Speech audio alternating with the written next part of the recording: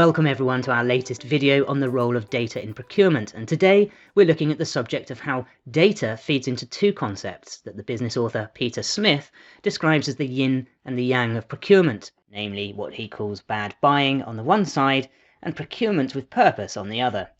We're delighted to welcome Peter Smith, who has kindly taken some time out of his busy schedule when he's otherwise appearing on BBC Radio and other media outlets to spend some time with us to explain these concepts and how they fit into the work that he is currently doing. So welcome, Peter. Thank you for joining us. And first of all then, could you tell us a little bit about yourself and some of these projects that you've been working on? Yeah, sure. So I still do a little bit of consulting work, but not a lot these days. I've still got a non-exec role as well, but I'm mainly writing now, sometimes for websites and books. And my two main projects, activities, are in areas that seem quite different, but actually are sort of two sides of the same coin. So my book that came out in October, published by Penguin, which was very nice, is called Bad Buying: How Organizations Waste Billions Through Failures, Frauds and F-ups, with an asterisk carefully placed in that last word. And that looks at just that, how things go wrong in procurement, why they go wrong, and a bit about what we can do to avoid that. And I've got a bad buying website and even a Spotify playlist, because all the subheadings in the book are actually song titles. And I've even got a bad buying podcast now as well. And then my other activity is all around what we call procurement with purpose. So that's around sustainable procurement, purposeful procurement, really how organizations can use their third-party spend to help the world in broader and wider ways. So it plays back to the United Nations Sustainable Development Goals. So environmental, social and economic, everything from human rights to destruction of the rainforest, diversity in the supply chain to climate change. And again, I've been working with a chap called Mark Pereira, who many people will know is one of the founders of Procurement Leaders. We've got a website, we've been interviewing interesting people, and there may even be another book coming out next year, which will be Procurement with Purpose. So in a sense, Procurement with Purpose is one of the key areas where procurement can do good. Organizations can actually generate competitive advantage these days, I think, by doing the right things in terms of purpose. And then bad buying is the other side, the yin and the yang. Bad buying is really how organizations can waste money, lose their reputation, even go out of business because they don't do procurement well. Well, these are two fascinating concepts, and there's a lot for us to dive into here. Now, I want to zone in on the data aspect of all of this and just put it to you, can good data or good supplier data support these initiatives? And let's start maybe with avoiding bad buying first. Can data help with that? Yeah, well, it certainly can. I mean, different sorts of data as well. But I mean, just briefly there, a lot of the problems come because organizations don't understand their own supply chains. And they haven't got data around who their suppliers are, or who their suppliers are, or where factories are situated, or the provenance of what they're buying. There's also issues, for instance, around data in terms of supply chain, so stock holding, logistics, all the way through the value chain, really, to the sales side of things. So there's an interesting story in the book, goes back about 20 years, where Cisco, the big US technology firm, ended up writing off something like $2 billion worth of stock. And sales were booming, so more and more stock was building up in the supply chain. And then there was some sort of shock to the system, and suddenly sales started dropping. And they didn't spot that quickly enough. They didn't communicate that through the supply chain. That data didn't flow properly. And they ended up with this vast amount of stock sitting in their suppliers and their subcontractors' plants that in the end they had to take responsibility for and write off. So that was a different sort of data. I think probably the number one aspect of procurement data coming through the book in terms of failures and frauds actually is in the fraud area. because when you look at so many of the frauds, they're based on things like fake suppliers, fake invoices or invoices not being checked, what we call invoice redirection fraud. It can be an insider fraud where senior managers who have some sort of power of allocating budgets create fake companies and fake invoices, sometimes with the help of collaborators outside the business, sometimes just on their own, and basically submit those fake invoices, fake suppliers, and get them paid. And then invoice diversion is where somebody contacts a firm, and the classic case actually was in the London Olympics, where somebody persuaded the ODA to divert a large amount of money, I think it was in the millions, that was supposed to be, or was due to be paid to Skanska, the construction firm. And I'm paraphrasing here, or I'm making this up a bit, but basically it was somebody phoning up the ODA and saying, "Oh, hello, it's Skanska here. We've changed our bank details. Would you mind paying the outstanding invoices to this new account, GP Smith, 18 Parkway?" And it was a bank account obviously controlled by the fraudsters. And they actually got away with it to the point of the money being paid over, but most of it was recovered, luckily. And actually, the interesting thing there is, because there's always some money laundering that tends to follow that, where does the ill-gotten gains go to? And often it goes offshore.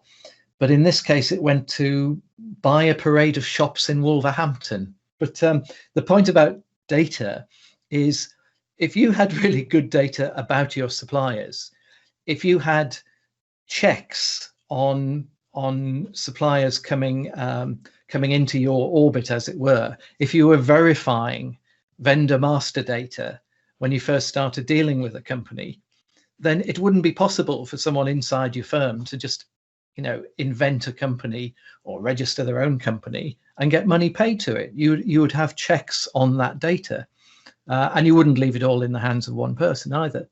If you had control over the bank data, so that it wasn't it wasn't a straightforward process to change the bank details of people you're paying, then that would avoid all these invoice misdirection frauds. So data is very significant when it comes to fraud.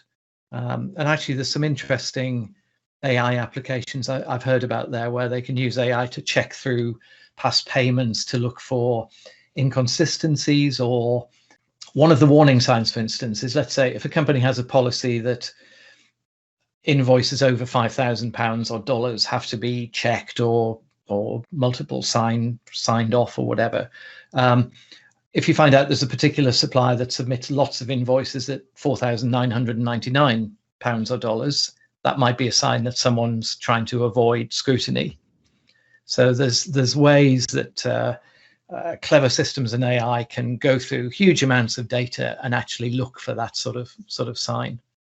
And you raise an interesting point there, also with the examples around some of the ways in which this bad data has created extra cost. You've given examples there of bad decisions that have been taken or things that have been missed by large organizations. Why do you think that organizations haven't picked up on these as quickly as we might expect, or haven't looked into some of these new technologies that can help? Is this an area that you see changing at the moment? Well, it is, but I mean, that slightly goes back to why I wrote the Bad Buying books. That having been involved in buying for so many years, it still frustrates me that so many organizations don't take it as seriously as they should. So I think it's just, it hasn't had maybe the glamour and the obvious focus that you get on the top line on sales and marketing, and it's been seen a bit as finance and procurement, a bit of a back office thing. So people just don't think about it, and it hasn't been prioritized. And really, a lot of going back to the frauds, what I found very often in researching it was when an organization suffered fraud, the CFO or the CEO would say, well, it was a very sophisticated fraud, very clever criminals. And I would look at the details and go, no, it wasn't. It was really stupidly not clever. It was, your processes were dreadful. they were just so wide open to the fraud. And you have to think, how could the boards of those companies and the CEOs and the CFOs sit there and let it happen that they didn't have that good supplier data, or they didn't have proper sign-off processes on invoices?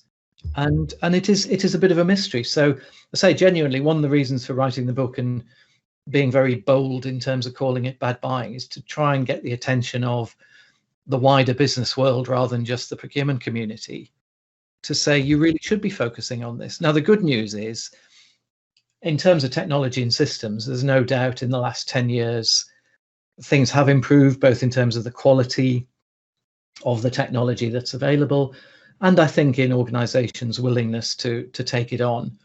And they've realized that, just having an ERP system with a bit of a purchase to pay side to it doesn't mean that you've done digital procurement by any means. So I think we are seeing improvement, and more firms are investing in anything from better supply data management, contract management systems, smarter sourcing systems, risk management. That's another growing area, I'm pleased to say. So things are improving, but could still be better. So that's a great example around fraud. But do you see procurement being able to do more or have more of an impact in areas such as sustainability, diversity, or indeed contribution to other corporate initiatives, for example? Absolutely. And I think there's two big drivers for that. The first one being just the end consumers are undoubtedly more interested in this stuff than they ever were before. So it's being led mainly by the consumer goods companies. So some of the people we've interviewed for the Procurement with Purpose website, like Heineken, Unilever, Bayer, and there's other people like Mars who've been leaders in this, Nestle. And a lot of it is because their consumers, their customers, are demanding to know more about how those firms are handling issues like deforestation and the farmers in their supply chain working for not a lot of money in developing countries. So there's a demand there, and organizations are realizing that you can actually generate competitive advantage by doing some of these things. So they're both the right things to do in terms of the future of the world, if you like, but they also generate immediate advantage potentially for the Unilevers and Mars and so on. So that's really driving it. And then in terms of the procurement link, many organizations, I mean, not just the consumer goods companies, have realized that they can achieve far more by having an impact on their supply chain than they can by just doing stuff internally. So if you think about it, if you run offices or factories, whatever, you can do some energy saving initiatives and you can do something about emissions. But even if you're buying services, the amount of emissions and the amount of impact on the world that's going on through your supply chain far outweighs what's happening within your own company. You can achieve far more by working with them and through them and collaboratively with them. You can do far more than you can just doing stuff internally. So actually, in a lot of the, again, like the consumer goods companies, the leading companies, you're now seeing individuals who are both the CPO, Chief Procurement Officer, and also the CSO, Chief Sustainability Officer. There's quite a few of those individuals now, because for them, the whole question about sustainable business largely rests in their supply chain, as well as within their own business, or more than it rests within their own business.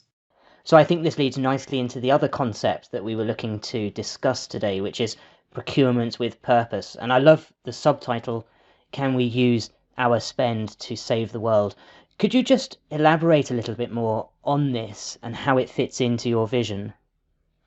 Yeah, well, I say I'm working with Mark Pereira, and Mark is very committed to this, and he's a fair bit younger than me, so he wants to dedicate quite a lot of the next 10, 15 years of his working life to this. and his kids are younger than my daughter. So, and the idea really is, as I've sort of outlined, we can use our spend to address some of these difficult issues around climate, around the environment, human rights, diversity, and so on, but do it in a way that it isn't a cost for us as the buying organizations doing it. It can actually be a benefit to us, but it has that wider goal as well. And what it plays into, it comes back around to the data question, as I sort of hinted at earlier. If you look at, let's take a couple of examples. If you look at somebody like Mars or Unilever, who are buying vegetable oil, and there's a big issue because more and more palm oil is being grown, or palms grown for palm oil, I should say. And in some ways that's good. It's a more efficient plant than some of the other oil generating plants. And it can be very good for the farmers where it's being grown. But we've seen a lot of deforestation. And there's been stories about the orangutans are going to be extinct in Indonesia because of palm oil plantations. So the big firms want to do something about that. And they want to buy palm oil from sustainable plantations, from farmers who care about the environment, all this sort of thing. But you have to understand your supply chain, and it's not a straightforward supply chain. You might have a small grower who sells to some sort of local agent or middleman, who then sells it on to a mill that does the first level processing. There might even be a bigger mill that does more work. Then it'll go to some probably large agricultural company who looks to sell it, so the trading company. So there's different tiers in that supply chain.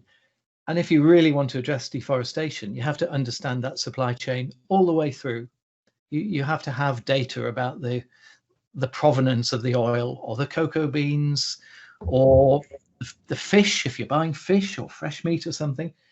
Increasingly, companies and their consumers want to know where things come from. So that's a huge issue for procurement and supply chain managers. It's a huge data issue as well, as I said earlier. But that's really, I think, a growing issue and will continue to grow for the next few years. And then when you look closer to home and a non-environmental issue, look at human rights and modern slavery and so on, and think about the case we had in the UK recently with the sweatshops in the garment industry in Leicester. So these factories paying below the legal minimum wage, potentially actually having people working there in conditions that didn't look a million miles away from modern slavery, and perhaps illegal immigrants who were being threatened with being exposed if they didn't work for these stupidly low wages and so on. And you had the retailers sort of passing the buck and say, oh, well, we didn't know this was happening. We didn't know our suppliers were even using these factories, and we didn't know the conditions were bad, and we have inspected them in the past and they looked okay to us.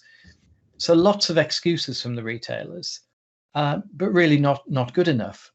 And I say that's another example of bad buying.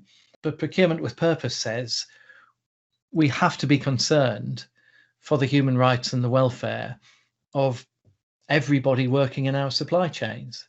Now, in practice, you can't, no organization, even a Unilever or Mars, can absolutely guarantee that. But where you have big suppliers, strategic suppliers, I think you have to take an interest in those things now. So what we've been trying to do on the website is really interview interesting people who've got ideas and are doing things in this area, but also give hopefully some practical and useful information or thinking about what you can actually do in your organization, even if you're not a Unilever or Mars.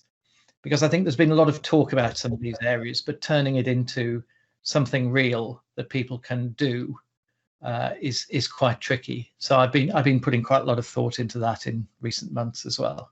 It's really great to hear about these positive steps forward, supported by approaches such as this. From a pragmatic perspective, though, how could this agenda be pushed forward? For example, how should it be presented to the board to get support? So I think procurement professionals can talk to the board about the opportunity and the risks. but it has to be tailored to what matters and what can matter to the organization. So as an example, my local council is Surrey Heath. It's no good Surrey Heath starting a big campaign to say, we're going to do procurement in a way that will save the orangutans in Indonesia, because Surrey Heath really can't influence that much at all. What Surrey Heath could do is say, we're going to focus a certain amount of our procurement spend on small and startup businesses in the area that are owned by or support disabled people, young people coming out of care, ex-offenders, maybe other minority groups. You know, Surrey Heath could do a lot for interesting different firms in the area that plays into some of those wider social and economic goals.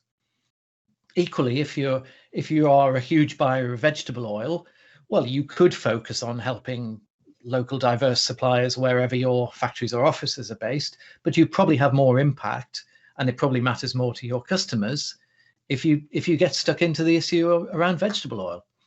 So tailoring that message. There isn't a single message to every board, every organization. But I think procurement professionals can talk about that opportunity for positioning that actually will help the organization, and also the risk if things go wrong. You don't want to be that organization named on the front page of the Sunday Times or the Mail or the Guardian saying you've got some scandal in your supply chain. Now, I think the good news is, what I tend to hear from procurement practitioners is the board are actually very open often to having this discussion.